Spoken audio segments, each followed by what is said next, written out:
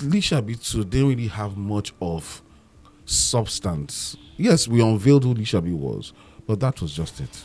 Why have the two when you could have exactly. You should have added the major story in two to one, and it would have been a bestseller of all time. You would have wrapped up the movie in one effectively. That's my own take. If I should go casting and scripting, I'll fault a lot of things. DME should not have featured in that movie because DME cannot speak flawless Yoruba. I'm trying to even look at a sequel that did as good as the original in Nigeria. I'm trying hard to figure it out. It's like a trend. Every time there's a sequel, best believe that sequel is trash. Yes. Make sure it's spot on. Yeah.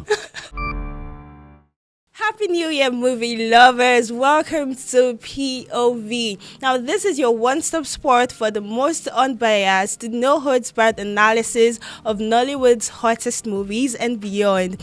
Whether you're a die-hard fan, a casual viewer, or a fierce critic, we got you covered. Now, I remain your beautiful host, Michelle Abano. So grab your popcorn because we're diving into the heat, the misses, and everything in between.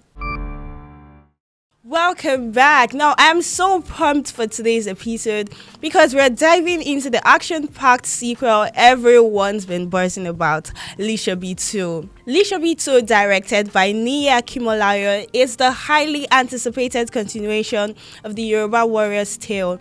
Picking up where the first film left off, this sequel delves deeper into Lisabi's leadership as he strategizes to protect the Egba people from internal betrayal and external threats. The film explores themes of loyalty, courage, and sacrifice, offering a gripping portrayal of Lisabi's final battles and his legacy as a hero of liberation. And as always, I'm joined by two of my favorite co-hosts, Jude and Ayo. They are like the Egba warriors of movie critics. I didn't see that coming, bro. Hi, Jude. Hi, Aya. Happy New Year. Good to see you. Hope good you're to see you too. I'm fine, thank you. Hi, Jude. How are you? Why you come? Is this your New Year resolution? We don't need that here. Oh. How you doing, Jude? All right, that's an Egba warrior. All right. Okay, so let me start with you. Okay. What would you say was your best movie for the year 2024? Oh my God! Why now, Michelle? You want to give me? You're giving me. Wait till I ask for your worst. No, my worst is a no-brainer. What's that? Shino. That's true. Shino is actually my worst, but my best. Yeah. I'll tell you the 24 is between. 2024 it's a huge year for the Nigerian movie industry. A very huge year. It was a huge year. Mm-hmm. But I'll give it to House of Gar for me. Yeah, House of Gar and Lisabi 1. It's between Lisabi 1 and House of Gar. 2024. Yeah. Mm-hmm. My worst. Shino. Okay, Jude. I'm trying to remember this movie. The movie that what was this lady's name? Ruth Kajiri and Brashagi. Okay, Alaye. Okay. That was my worst for the year. How about your best? Then my best still has to be House of God. House of God, yeah. Amazing. You guys are agreeing. This is a new year. New year, new day. God be the glory. All right, now let's delve right into this movie. What was your first impression about Lisabi 2? First impression, okay, from what aspect now? From the storytelling? No, you saw the movie. Yes. What did you think about the movie? First impression. First impression. It was a daring move. And I'll commend Lateef Adedimeji. Amid the criticisms, you took a bold step. It's not easy doing a biopic, especially a biopic that resonates with a major tribe in the Southwest. That's the Egba people. But you took up that challenge and you ran with it, yourself and your wife. So I was impressed. But there were flaws. There were hold on. But I was actually impressed because you were determined and you saw it through. That's it. Jude, would you say it was worth the hype, or are we in for some drama, for some the blood, blood, all those kind of things? You guys know the drill now. So I think when we go deep into the program, then I'll start letting the cat out of the bag. All right, as usual, we'll start with cinematography. Would you say this sequel maintained the brilliance and quality as the first one. Yes, I think so, because I think they still maintained. Was it the same cinematographer that still did the first one? So we expect the best from him again. So he did the same thing, same camera feel, same nice shots, all the angles are on point. So for cinematography, I give it 100. For me, I will not give it 100. I'll give it probably like 60. Okay. Like 60, 70. Yes, Why? they look and feel. We maintain the look and feel. But there were some flaws. What was the flaws? One, okay, let me, off the top of my head, the scene that had Lisabi with the deities, Okay. they were all in a circular, they were in a circle. Yeah. I was expecting him to use Was something. it the scene he came out and then saw deities? Yes, when he was frustrated and he had came to. out. Yes, you know, That's my best scene. I didn't feel it's the same, because for me, I would have expected. I expected the cinematographer to actually make him the cam more steady. No. Then the suspense was. That's what I said. My own take. I'm not pleased with your take. Well, that's my take, anyways. Because it was sometimes unstable. Now there are some cameras right now. If you it was even stable. It was it was stable. It's a stable shot. Just that he was not the stable of. With the way Jude is going, everybody should roast this movie. Jude is fighting. Like I watch Z World movies. Yeah. A couple of times, and Z World have been able to crack that circular movement of cameras. Do you get what I'm saying? If you watch Z World or even watch Hollywood, you know, gone are those days whereby you're moving in the circular motion and you are using a track. They don't use tracks anymore. They use. Are we sure he was track? This no, guy. he didn't even use track. I'm not sure. What he is used the track. steady cam? Jude. It was a steady cam. He didn't handle it well because it was It was at not some shaking. point. It was not shaking. Go check it out, man. It was not shaking. It was. No, it was smooth. Aside that, And again, I love the angle the director used, because I didn't even notice that the other deity was at his back. You understand? So he came out. We are seeing one deity. The roving was revealing other deities. Yeah. Down to he now got to this Kiss Daniels bouncers. Kelvin. Yeah. Back to his face. Nice shot. No, That was the if you're best. picking the faces of the deities, I'm the one watching you. Yes. He's not the one watching them. He was backing them, all of them. So if you are showing their back, you can as well be. You can do your unstable movement, because the natural eye, you can't be steady. But I'm the one. I'm the viewer. I'm watching their faces. It has to be steady. But aside that, that's just a low for me.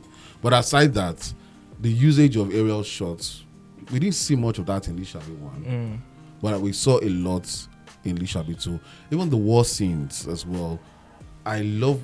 I'm trying not to. I'm going to research on this, but I feel they took some lessons from Jagu Jagu, and House of God as well, because the shots, especially the final war between the Egba people and the Ilarioyos, those movements were really good. Yeah. Even all through, it's like a war themed movie, and it's really difficult to shoot it because everybody's moving, randomly and all that. So for me, it's a good one. Aside from one or two. Okay, so AY, how well would you say they were able to recreate the Yoruba culture, especially with their costumes? Costumes are no flaw for me. Costumes, I think they have like a major contractor for all those epic. Yeah. So he or she supplies. I had no issues with the costumes. Yeah. The costumes, they dress like real Egba people. The way, however, some people would say that if you watch Bimbo Akitola's scene, if you watched her nails, it looked like acrylic. And people like bashing Lateef that you don't get acrylic in the 1700s or 17th century. Yeah. But it's actually debatable because it might not be acrylic, because back in those days they also have their own kind of costumes and the way they do their makeup as well. So it's highly debatable. But the other things, the costumes, they make the tribal marks, were spot on.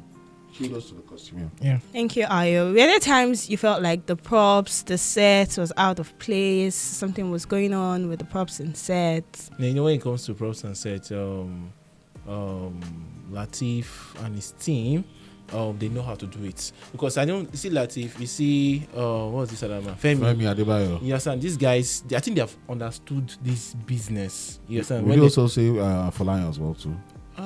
Yes. let me just give him his own flowers as well, because I feel like he has actually understood how to use all these props and set the right location, the right design. Because that's why I even mentioned that it's time for Femi to try something else, because I think he has mastered this game very well. So him and his colleagues now, I know they'll get some ideas from themselves, like, oh, we are in this situation, what should we do? And they'll all help themselves. So I think the props and sets was on point.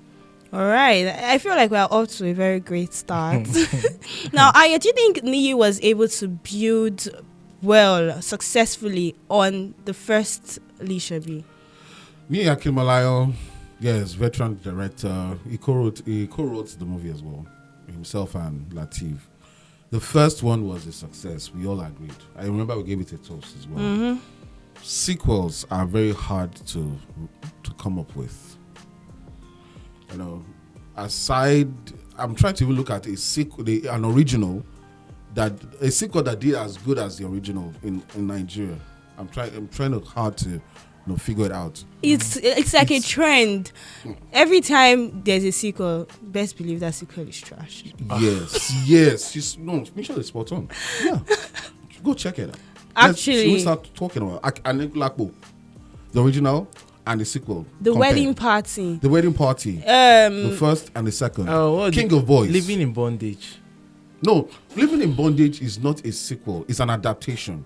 Living in Bondage, the first one, is an adaptation. It's not the same cast, of course. How many years apart? It changed. It's an adaptation. That's true. So, but you talk about Wedding Party 1, Wedding Party 2. Compare.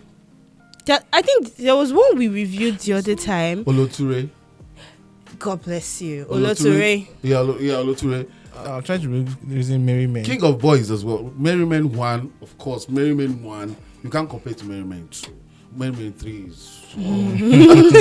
So, but Niyi Akinmolayan was able to... It was tough because if you watch the Lisabi, that's the Uprising, the first one, the first installment, it was like, okay, the war has begun, or the war is about to begin. So let's take it off from there. This Lisabi too, they really have much of substance. Yes, we unveiled who Lisabi was, but that was just it. For me, that was just it. So that's why I said it's a very daring move, because the truth is, Nigerians or even movie lovers, the war is coming. That's the thing. That's the hashtag. Mm-hmm. The war is coming. So I was expecting to see lots of war scenes, lots of politicking as well, because you can't take away politics from war. Yeah. The government, that's the Oyo Empire, and of course the Alake of Egba too, the Egba people masterminding, trying to outwit themselves in terms of weeds and brawn and all that. I didn't see much of that. It was just revealing Lisabi, who he was and where he came from. And that was it. That was what the story was actually centered on Lisabi. Yes, that's what I'm saying, that it's not easy. They could have actually put most of those elements in Lisabi 2, merge it with Lisabi 1, and make it just one movie. You know, Lisabi 1 was actually trying to reveal what prompted Lisabi's actions. Yes, and what made him to, take that step to say, okay, no, enough is enough. Yes, and the oppression from the Oyo Empire. That was the one. Yes. So 2 was more about him. Now, what happened to Lisabi? That's what I'm saying. That so you could have revealed who Lisabi was in one. Instead of making it. So my next question would have been: do you feel like it was engaging enough, or it was just a stretch story? Which is what AY is trying to say. Yeah, that's what I'm trying to say. AY feel like it's a stretch. I feel like since it's a biopic, I feel like they're just following what they know. Because one thing about biopic is that if you add a lot of addendum into it, it now spoils the story. You understand? Like, if what you don't know, because it now look very agreeable. Because people in that, like for example, you're talking about my tribe now, and you shoot a movie about my tribe, which I know the story about my tribe. I'll tell you that this is wrong. Like, it didn't happen this way. You understand? So because stick back to what, then there was no proper documentation. Yes. So it's just all about information you're hearing from hearsay. From one generation, so you're going to be very generation. careful why passing it, because you're trying to pass a message to the next generation that there was a man called Lisabi, and this was what he lived on, and this is how he, got missing. That nobody knew what happened to him. That why he was eating in the forest, or he killed himself, or whatever. That's the story you're passing. Yes, so now nobody want to talk about. You can't start painting. There's a way you do the politics in Oyo Empire, which maybe might have happened, and you start painting the Oyo Empire those days as very, very corrupt. Not corrupt, but they were domineering. That was what they were territorial. It's actually it should. They portrayed it in this one, but they can't start painting what they don't know. What I'm trying to say is that they are being very careful. If it was a fiction, like something that was not like they just come up with story, they can form anything and arrange the story to make very nice. But they are just trying to make sure that they don't, No, but biopics, there's no way you cannot put. You have to put embellishments. You have to put all these. You have to be very careful to embellishments. No, but the major story must not be lost in transit. That's Lisabi liberated the Egba people from the Oyo Empire, and they established it right. They've sold that. Lisabi sold the story effectively. Yes. However, the sequel, because it's arts, it's creativity, so you are allowed to explore. It's not like you must follow these scripts the way it happened because you don't have documentation. Even if you do, look at Funmilayo and some Kuti. We have documentation. The history of that woman is documented. However, there were some embellishments, addendums, and all that to make it more interesting to watch. However, you need to, for you to go see part 2, then you must get your storytelling right. It was just straight for me. It was just straightforward. I could predict that Lisabi at some point will be, his cohorts ganged up against him. I could predict it. I didn't predict it. I didn't see it. No, I saw it come, of course, because I saw it come. It only happened when I saw this guy when they're trying to give him a gift. That was when I know something wants to go on. Before I thought that Lisabi would stay to the end. Maybe he'll conquer. Me, I was thinking that he will. The war will be more brutal, like the Alafi of Oyo, because he killed all the men. That was the guards and the soldiers from the Oyo Empire. I was thinking, okay, let's move attention to Oyo Empire now. Let's see how the Alafi will react. I was like, there should be a reprisal. You killed my men the first time. Yeah, making the story. You killed my men the second time. There should be a reprisal. No, I feel like if you start taking into that aspect, the story will get very broad, because now we start having them. Because you're having 2 stories that happen now. What's going on in the Oyo Empire Palace and what's going on in Lisabi territory. You understand? Now you're having the betrayal going on and the revenge or the frustration of the king. So it's 2 stories going on. So that means you even need a 3. No, that's what I'm saying. That's what I'm saying. That why have the 2 when you could have exactly. You should have added the major story in 2 to 1, and it would have been a bestseller of all time. You would have wrapped up the movie in 1 effectively. That's my own take. All right, Ayo, I think I understand you. Now I'm going to ask one very unrelated question. Now this is our generation trying to tell the story of the former generation. What story will they tell about our generation? There are a lot of stories to tell about now. Educate us. Let me tell you. No, there's a lot of stories. Off the top of my head. Yeah. Off the top of my head. Off the top of my head. NSAS. See, you guys have stories. Let me see. When we were in those days in theaters and acting, they will say everybody has a story. Even you have a story. Yes, so there are so many stories to talk about on time. We are saying T-Pain now. T-Pain. We have stories to talk about him, from being governors down to president. Everything. There's stories. But I really do feel like, compared to stories like this, I really feel like NSAS is like the only strong story that, do you understand? Except you want to start writing about people and maybe talk about Buhari or exactly, they've been doing movies on coronavirus. Yes. NSAS would be the best seller. Yeah, they'll watch it and they'll be like, wow, this happened. All right, now, who would you say, aside from the very obvious Lateef Adedimeji, who would you say was your standout actor? You should go first, though. Yeah, why? Go first. Thank you for saving me. Okay. Who do I think should have not made that cut? What was Adeyemi, the actor, doing there? Adeyemi Okola. You see what he did? What did he do? No, for me it was the scripting. If I should go casting and scripting, I thought a lot of things. DME should not have featured in that movie because DME cannot speak flawless Yoruba. If you watch, there's a movie he acted with Aisha Lawal. I've forgotten the name of that movie. His Yoruba was quite flawed. Now you're doing an epic. That's why, if you notice, his voice was amplified so that you cannot actually hear it succinctly. Compared to the Olori Ilari Oyo of part 1 that was acted by Ibrahim Chatta. Yeah. Ibrahim Chatta is a veteran when it comes to Yoruba movies, and he acted it so well. So DME should have not made that cut. Who else? I faulted Olumide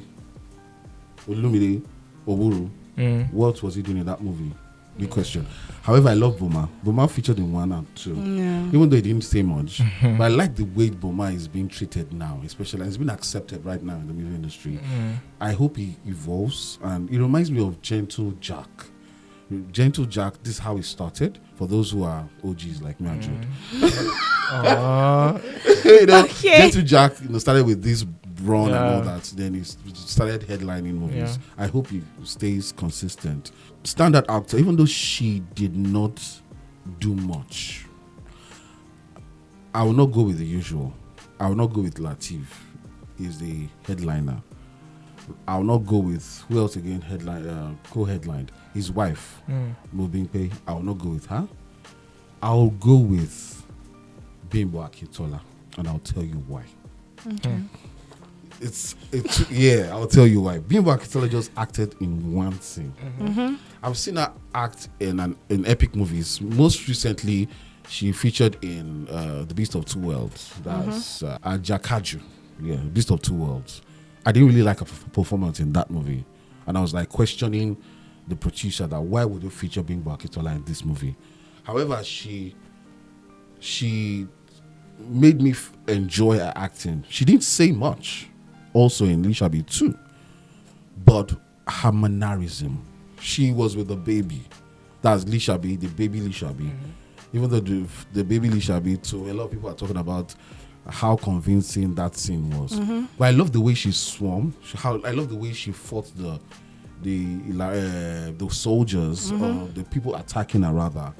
I love the way she emoted when she was crying and blessing Lisabi and prophesying on him and all that. I love the way, even though it was very short, but that believability which every good actor should possess, she did it in that little scene.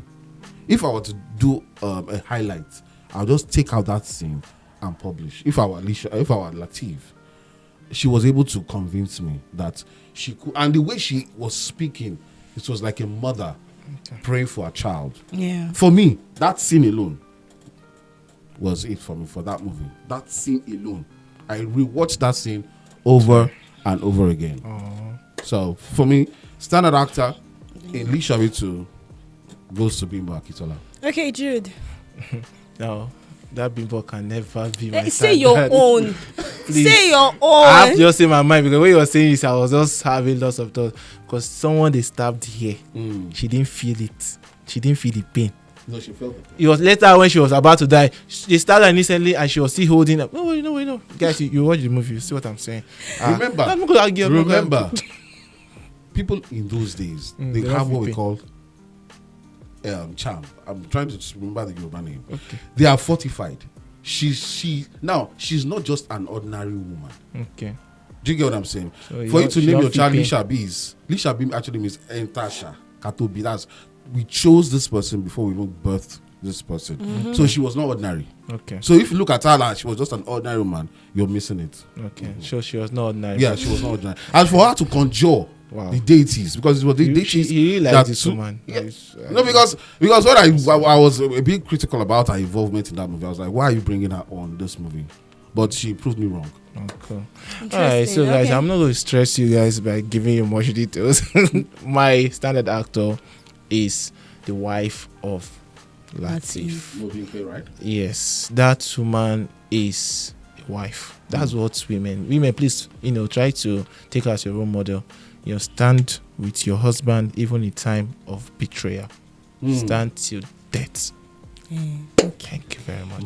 It's okay. Michelle, do you hear what I said? I said stand with your husband. Michelle, Michelle, stand with your husband. I'm robber and stand with you. Stand with your husband. When you chose to marry a hand robber, stand with him. Accept the fact that I chose. That's my choice. Okay. And I will stand with you till death. Okay. Thank you. Gen Z, I don't hear so. Just here. All right. Very important. Okay. Very important. All right, guys. So this is like the moment they've all been waiting for. Would you say it's a toast or a roast, Jude? Why not? It's the full bottle of wine. But no, I have one issue with the movie. But I'll still tell you if it's a toast or a roast. Now the issue I have is most of these Yoruba movies, and one of the issues is, please, during the war scene, these guys that are fighting with, they're also warriors, trained warriors as well. Don't make them look like they are nobody. Like the killings, we are looking so casual. Just pick one, just those other guys. Except when they get to their own selves, they now turn to normal. At least, okay, you should do a lot of sword little combat, a little bit with them. Don't just meet one. And again, the effects they use again when they are holding the spear, just like when it was blazing and it was catching fire. Effects, I don't see it necessary. It's normal combat of mortal, except when the spirit now came and now use their powers. Or the first time it was mortals they were fighting, so you don't need to put any effects first.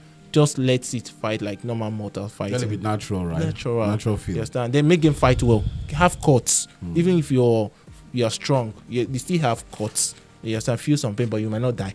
You understand? But feel pain. That's what war is. So, with a few point of mine, I would like to let you guys know that this movie is a toast. Anyway, would you toast or roast the movie? Yeah, it's a good movie for not just the Egba people. It's a good movie for Nigeria and Africa. Lateef, you took a bold step by telling a good story of the Egba legend himself, Lisabi. I'm hoping that this would motivate a lot of other biopics similar to this. I'm still waiting for someone that will take up that boldness to shoot or the Oyo Empire, the rise and fall of the Oyo Empire. So having said that, I will, despite all the criticisms out there, toast to Lisabi, the born of what? I think what's the theme of the movie now? I can't remember. I've forgotten, but Lisabi too. I'm toasting to this. So there you have it, guys. Lisabi 2 offers a deeper dive into the Yoruba history with its stunning visuals and compelling storytelling. But did it truly live up to the legacy of the original, or did it falter under the weight of expectations? Let us know your thoughts in the comments and stay tuned for more reviews right here on POV. Keep watching, keep questioning, and stay entertained. Bye.